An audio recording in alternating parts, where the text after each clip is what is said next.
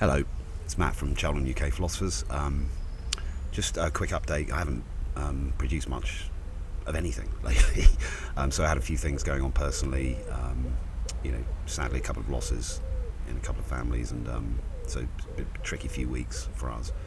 But back on track now. Got some guests kind of penciled in. I think I actually have a date as well, which I need to crack on and deal with over the next few weeks. So hopefully sort of 2 or 3 guests. So that's awesome.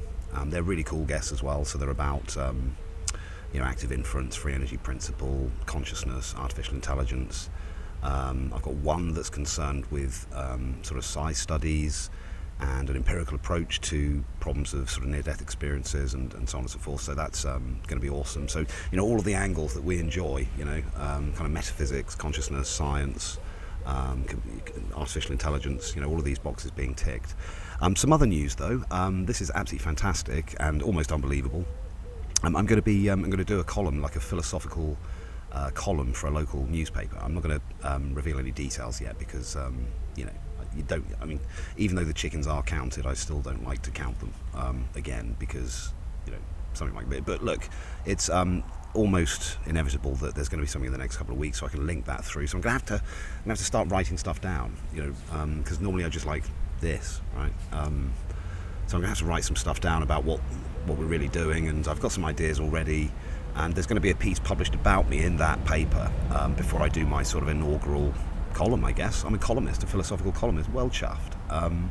So that's a chance to sort of increase our profile locally, because obviously there'll be a link to Cheltenham UK Philosophers, both the podcast and the Facebook group. But also we can sort of cross pollinate, because we can generate interest in the newspaper as well, which is obviously, in my view, a very cool newspaper if it includes a philosophy section, even if it's written by a total novice like me. But that's really, really cool. I also wanted to say we're going to plan a new Chelsoph social, so that'll be the fifth Chelsoph social, possibly the 6th. I think it's the 5th. Again, it's going to be an event in the evening in town. We're going to do a non-beer related event at some point, probably Joan's coffee shop, or Jean's coffee shop, sorry, at some point. Sorry, Jean. I know that you're not Joan. I also want to say thanks to a few people as well, actually. So this microphone that I'm using was lent to me by Chrissy. I've had it for so long now, it kind of feels like mine, but I'm still aware, Chrissy, that it is yours and it will be returned at some point. But Chrissy's been kind of part of Chelsoph, the soul of Chelsoph, like a sort of founding mother, if you like, right since the beginning, back in sort of October, November 23. So, offering loads of encouragement and support and actual contents as well. So she's done verbal sort of reactions to some of my work. And she's just always been here and been encouraging and also sort of helped, popularise it with other people, friends and family and so on. So, thanks, Chrissy.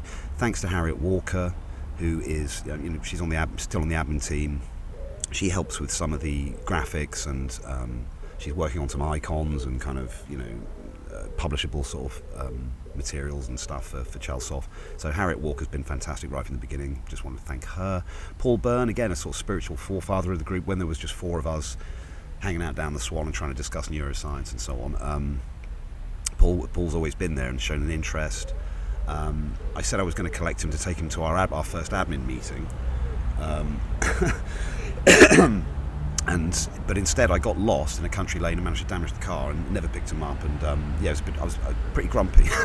There's still a part of my car that kind of trails on the ground slightly. Should fix that. So thanks to Paul.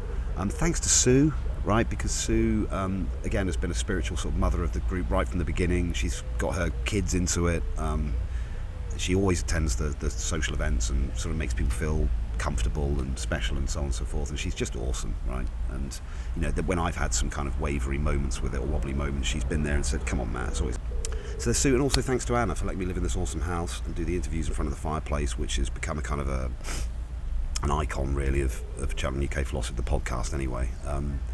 It lends sort of perhaps more credibility to the procedure than I deserve, but it's a cool fireplace. and also Anna has been awesome with the social event. She's done some of the music and helped me with some of the animation and stuff, which I've gone completely haywire with, and I will calm down on that. And I think that's it.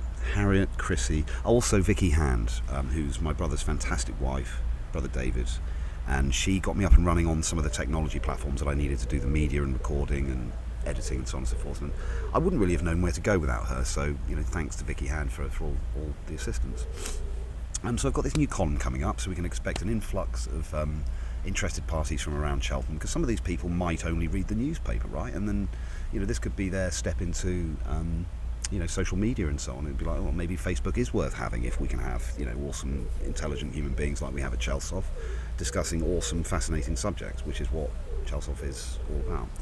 So that's fantastic, and it's a step towards this kind of end game for me, which is to get philosophy in the mainstream, to get people thinking rationally and critically about things in a time of utter stupidity.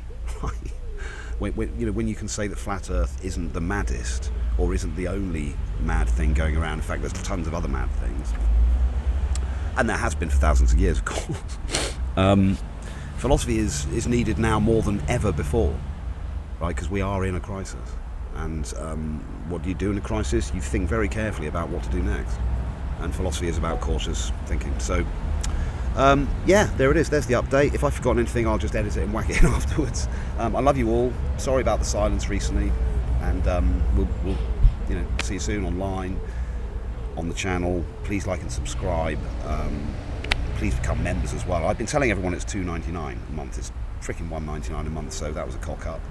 I doubt it would have engendered any more interest, but there it is. It's $1.99 a month. If you can find it within yourselves to do the membership, that means it's like 24 quid a year or something, and it just helps. But if not, no worries, it's all free anyway. So really, that membership, it will give you some perks and benefits and stuff, but it's not red carpet treatment.